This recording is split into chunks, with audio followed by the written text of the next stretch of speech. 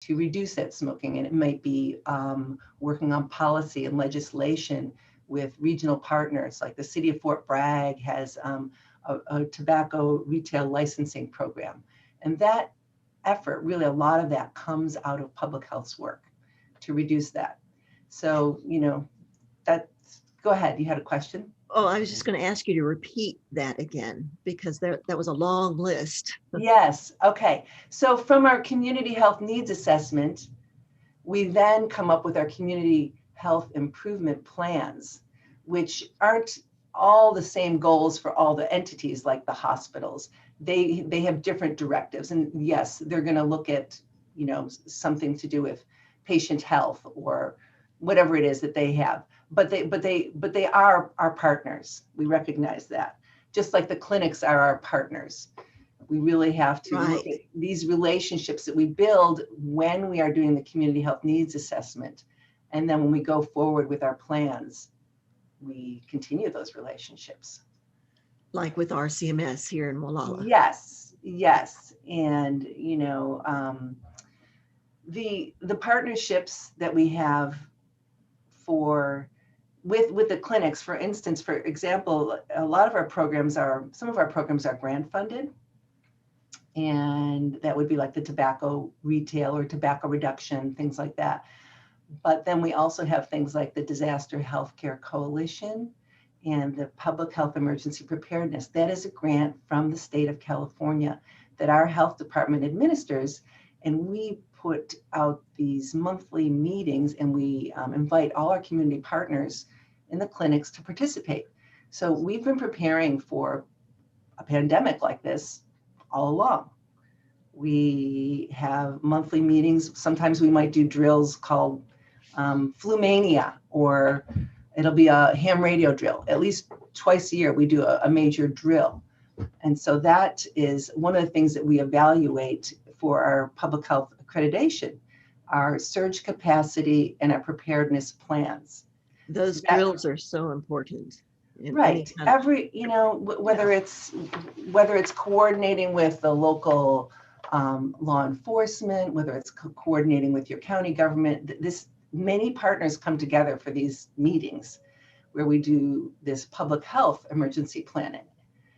So it's really interesting and very, it's really rewarding to see that when you have an emergency like we have right now, which is a pandemic, that we have the relationships in place.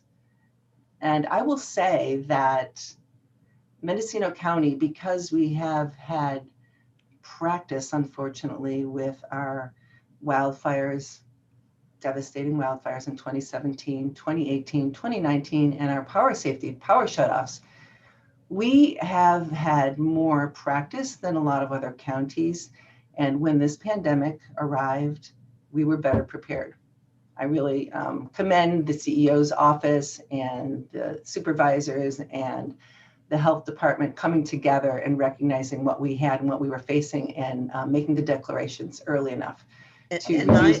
Yes, and I remember back when all this started, the Mendocino County Public Health Department and Mendocino County is a monthly guest here on Peggy's Place, but you guys were so focused and so heads down that you weren't even able to come on the show, I think, for like 2 months.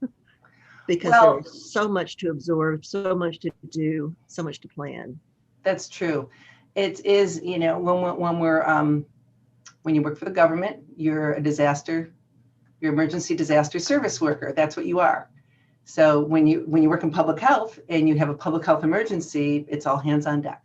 Yep. So this has been months of us preparing and getting, doing the work we needed to do to build our teams, to do our, really reallocate human resources to the places where we need them. And it's been unfortunate that we had to cancel or put off some of our shows, but we did bring on some other guests that had COVID topics for you. And it was really wonderful for you to be flexible and accept. Absolutely. I mean, we're all a team here, getting the information out to the public best we can. So getting back to our accreditation, so we have been in the active documentation gathering, selecting phase for for over 1 year. And all these documents, fortunately, the Public Health Accreditation Board has a portal that we upload our documents into, so we can continue our work if we have staff that's able to do the work on it that isn't being pulled off. And we submit our documents, and we continue to do improvements to things like our emergency preparedness, or whatever it is we need to do, because sometimes you find through the evaluation process of doing this documentation for public health accreditation that you're lacking some things and you don't meet the standards that they have set up for us. They have 12 different domains, which are like areas, which relate to those 10 essential public health services. And I'll just read off a few of them. Like I started out with assess, evaluate or assess. I tell you what, hold that thought just for a moment. I just need to let our listeners know that this is Peggy's Place. I'm Leigh Anne Lindsey. We are speaking with Donna Schuler, who's a senior department analyst with the County of Mendocino, and talking about the accreditation process and lots more things for the Public Health Department. And this is 88.3 FM in Molalla, and we are streaming around the world at kgua.org and on apps Radio Garden and TuneIn. We are also attempting to go to live YouTube TV channel right now, but I'm having a little technical difficulty with that. But in the process of doing that, why don't you go ahead and continue now with what you were going to say, Donna? Yes, well, thank you, Leigh Anne. So we started out with talking about how we do the needs assessment of the community. And that's Right. number one. And the second domain that the Public Health Accreditation Board looks at is investigating. So this is investigating health problems and environmental health hazards to protect the community. So we are full on into that domain 2 mode, all these things it looks at. Do you have surge capacity? What are your emergency plans? What are your lab testing abilities? Who do you have contracts with? All that kind of stuff. So this is really, we're doing a lot of work in domain 2's functions for this accreditation right now. How big is the team that works on all those things? Essentially, it's the managers of each of those programs. Mm-hmm. Like last month, you had a guest speaker that was Marlena Dooley. Right. Who is our land use manager for environmental health for public health. She's And great. So, I learned so much from that program. That was fabulous. She really, Yeah. gosh. And Really. Peggy asked some great questions too. Yes.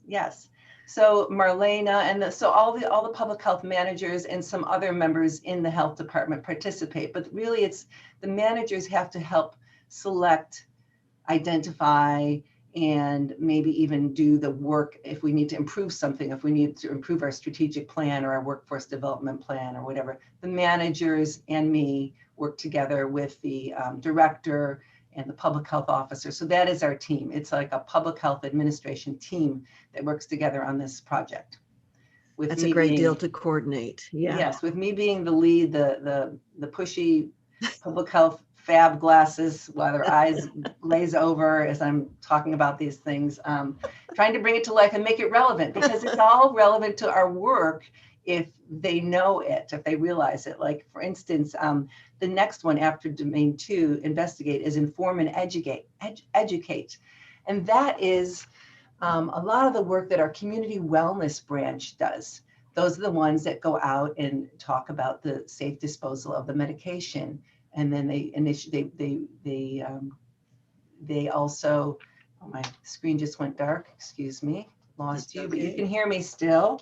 They're the ones that do a lot of outreach for these opioids prevention and all these things. That's community wellness that does that. And it really has to do with how we do our relationship building also. So that's inform and educate. And community engagement, which is domain 4, how we engage with the community. So, and domain 6, I would say, is policies and plans. So what sometimes, like, for example, I was telling you about tobacco retail licensing. We are looking to work with the county to get more of the county to have these tobacco licensing requirements retail licenses in place. Currently, there's just one city, that is Fort Bragg, and then what we're working on next is the unincorporated areas outside the cities, and then hopefully all the cities will come on board and have the same policy in place, the same license. So that's another, thing that I will showcase when I submit these documents to the Public Health Accreditation Board, and they will review and see if we meet their standards and their measures. And then there's go ahead. I'm sorry. Well, this is all so important for all the residents of Mendocino County. This affects everyone, children to seniors, and it even includes the surrounding counties too. Like, we're just over the bridge where I live in the Sea Ranch in Sonoma County, and yet I go over the bridge to get my medical services at RCMS. So what you're doing also affects the surrounding areas as well. So it's very important, all the things that you and the team and other managers are doing for the residents and surrounding residents of this county of Mendocino. Right. So so our county, our health department is just one of 58 local health jurisdictions in the state of California. And I should say that currently there are about, I think it's 18, we might be up to 20 health departments that are accredited through the National Public Health Accreditation Board. And many are in process, like we are. Most of them are. It takes time to get through this whole process between the assessments and all the other things that you have to do. So, our nearby county, Lake County, is doing it. Humboldt County is accredited. Sonoma County is not yet accredited, I don't think. Alameda County recently was accredited. So it's really interesting to note, and where their county health rankings are. Like, a few counties away, we have Marin County. Where I used to live. Guess where they rank in the county health rankings for the state of California? So I have a question, and that is, when you were talking about the grants, because you really have to have all those grants to support so many programs, that takes a long time to go and fill those, the paperwork out for those things. Who's in charge of doing all of that? The program managers for each of those programs are in charge, like Marlena, who does the Ocean Beach monitoring. She is great too. Boy, we learned a lot from her. That's right. And then we have other department managers for tobacco or opioids that work they have to apply for and then monitor and do everything that the grant requires to keep those grants, to not lose grant funding for something that we have. So yes, it is our department managers with also, we are part of a super agency, Health and Human Services. So we have support from there also if we need, to review the contract or if we need to review the grant application. It goes through a pretty scrutinous review. And this is more about that relationship building, I would say, with the state of California, that we do the work in conjunction with what the state of California wants, the Public Health Department. So it's very much in coordination. A lot of our programs are in coordination with making not just our county, but our state a healthier place. So, we have our county, our adjacent counties, Sonoma County, Lake County, Humboldt County. We're kind of like one region of a lot of the same issues of homelessness, mental illness, substance use, things like that. We have to look at as a region. We're not in isolation here. So we look at it together. Takes a lot of coordination. I can see that big old whiteboard filled up behind you. Yeah, that's part of the 12 domains that I work on. So many of the things that we're working on, like access to care, our workforce development plan, evidence-based practices. And you brought up our management of these grants, and that is a big part of public health accreditation also. They want to see that we do really sound fiscal management and that we administer properly. So that is one entire domain of the 12 domains. It's administration and management. It's domain 11. And we wouldn't have our work if we didn't have good administrators. So our health department does provide good training in the county for supervisors and managers. I would say really good training. So it's a good opportunity for people that are interested in working for the county to apply for those open positions if they're interested. I know that public health is doing, soliciting right now. There have been some positions posted. Oh, that's good to know. Where can people go to find out about that? They can go to the Mendocino County web pages and look for jobs. It's a tab, Mendocino County. I can't say the exact address. It might be /jobs. And there are some new positions being posted in spite of tight times that we're all going to face. This is a moment for public health to rebuild because we need more people to work on our COVID response for sure. Well, that's good to hear because there are a lot of people out there who have been going through job changes because of COVID. Especially the restaurant industry has been hit hard. Yes, that's true. So that's one of the things that I'm passionate about is our workforce development. I really believe that you're only as good as your employees, any organization. So you really have to value your employees. You recruit, you train, you retain, and you look for advancement opportunities for the good employees that really, are motivated. Well, Donna, I forgot to ask if you wanted to go for a half an hour or an hour. You're welcome to stay with us for an hour, or if you want to just wrap it up in a few minutes, what would you like to do? Peggy, I think the half hour is good for today. This is fine because, accreditation is a long it's a long topic, but this is a great opportunity to just speak with you today on it. Good. And just why don't you then summarize again in these last few minutes the important things that you would like the audience to take away regarding what the public health department is providing for Mendocino County? Well, I would like to say that for our COVID response, because of our preparedness, because of the things we have done, we did with our health officer, Dr. Duin, and with county leadership, we really did lead the way. Yes. I would say that we went from the old expression shoebox to spreadsheet that they used to use.